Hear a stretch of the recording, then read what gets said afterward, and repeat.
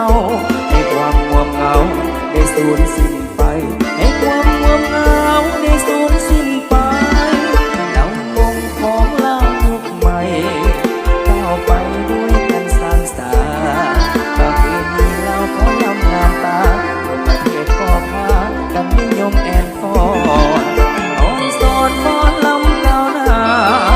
อ่อนสอนฟ้อนลำก้าวหน้าปกปักรักษาเอาไว้ยาวยืนนานมาฟ้อนลำซ้ำลามาฟ้อนลำซ้ำลาเอาพร้อมกันสร้างผลงานออกแข่งขันสามัคคีร่วมใจเดินตามพักสีทางให้ก้าวไปสู่ลักไส้ดังมาผมเกี่ยวหัก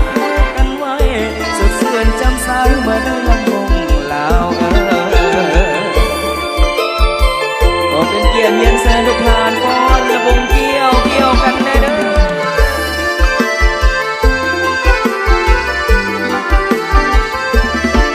แสนมาหาความซื่นบานประสานเสียงเพลงลำวงทำลายความอิดเมื่อยกาญาที่พวกเราผ่านพาต่อเวียกงานสูงส่งลำวงผสมปัดเป่าให้ความง่วงเหงาได้สูญสิ้นไปให้ความง่วงเหงาได้สูญสิ้นไปลำวงของเรายุคใหม่ก้าวไปด้วยกันสร้างสรรค์ประเพณีเราขอลำงามตาทั่วประเทศก็พากันนิยมแอนฟอนอ่อนสอนฟ้อนลำก้าวหน้า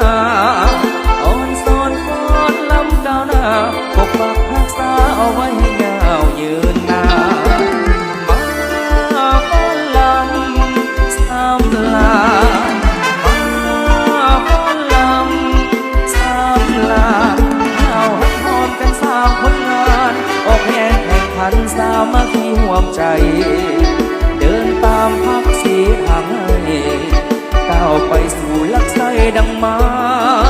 กลมเกี่ยวหาแพงกันไว้